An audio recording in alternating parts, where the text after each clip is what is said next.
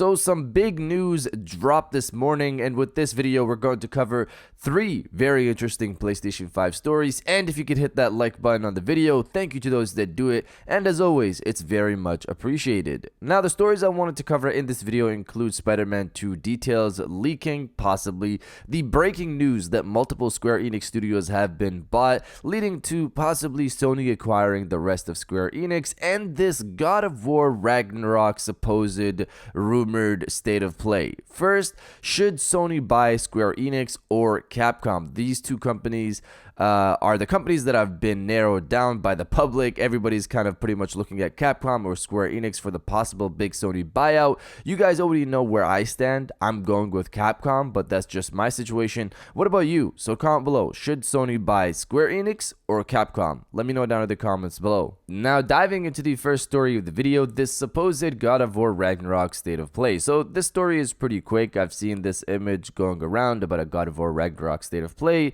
that I ignored a few times since it's been going viral, and I've seen it pop up more than once. I scrolled through it each time because it's just a fan speculating on when a Ragnarok state of play could happen. The only reason I'm covering this now, besides the post going viral, is because of who retweeted the image. Danielle Bisutti, who plays Freya in God of War 2018 and will continue her role in Ragnarok, retweeted the image, which got a few folks excited. Looking at the post, it states that a God of War Ragnarok state of play is happening on Friday, May 28th.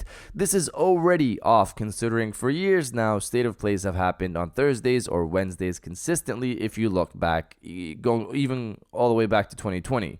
Now, I'm not saying it could never happen on a Friday. I'm just saying it really hasn't happened on Fridays consistently. It happens on Thursdays or Wednesdays. In terms of Danielle retweeting this image, I assume she thought it was real and retweeted it. It's not, though. It's made by a fan, by the way. Obviously, you could tell that it's made by a fan, but the thing about it is it looks good enough where somebody could confuse it for a real image, or it could also just be that Danielle thought it was cool. She's a part of God of War Ragnarok. She might not actually know when a state of play is going to happen. I don't think she does. And she probably thought the image was cool and just retweeted it because she's excited for Ragnarok herself.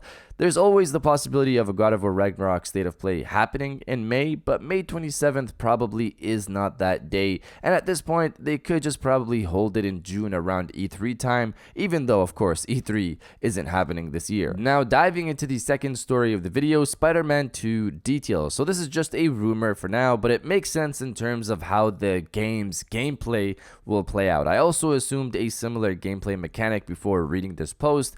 This supposed leak comes from Reddit/4chan, so take from that what you will. Reading from website Glitched Online, the anonymous leaker claims that these details appeared on a leaked email with several Insomniac employees' names attached. They chose not to reveal those names, but went on to detail what they learned about the game. Basically, players won't be able to switch between Miles and Peter in missions, as certain missions are tied to a specific character.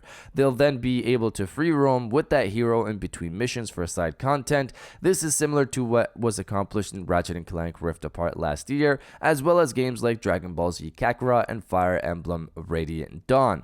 The leak finally mentions there will be a third playable character that cannot free roam, but will have a different playstyle to the Spider-Man that allows them to kill people using smoke, projectiles, and a type of organic or artificial tentacles. The mention of tentacles has led some to believe that we might play as the symbiote Venom or a symbiote variant of Peter. So this seems very plausible considering Ratchet & Clank Rift Apart and how well that worked over there, the switching between characters. I personally hope, similar to Ratchet, this game's upgrade system is linked between Peter and Miles, so you have consistent growth.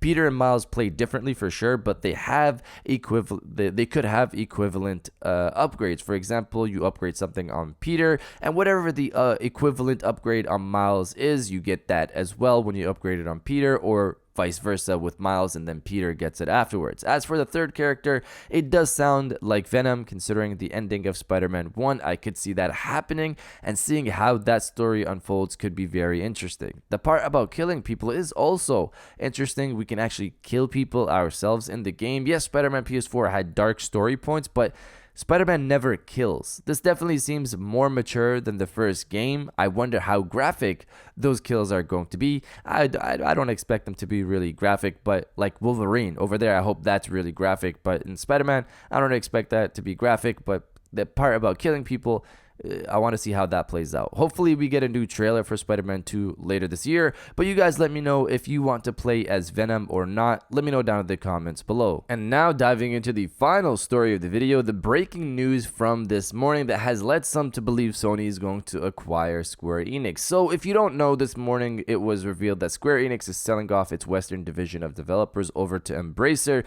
Embracer Group has pretty much become this mammoth group in the games industry, just swallowing up many developers in recent years. The studios that will now move under Embracer includes Crystal Dynamics, Eidos Montreal, and Square Enix Montreal for a crazy low price of $300 million.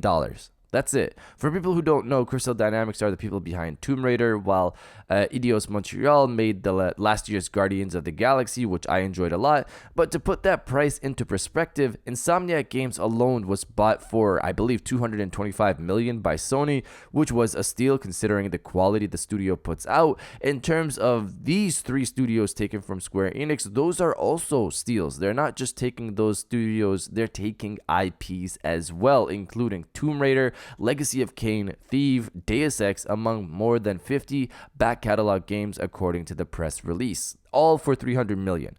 Square Enix essentially is just Japanese now, that's their focus, and this is where the Sony narrative comes in. Sony and Square are close, as we all know, and when it comes to their games, Sony has cared mainly about their Japanese titles. Final Fantasy Remake, which still isn't on Xbox, Kingdom Hearts, Final Fantasy 16, Forspoken. Sony didn't care about other titles like Tomb Raider or Outriders. Outriders will still be owned by Square Enix, by the way, along with Just Cause and Life is Strange. Those aren't a part of the deal. But going back to Sony, they could scoop up Square Enix now since it's Japanese focused and primarily locked on the titles that interest Sony.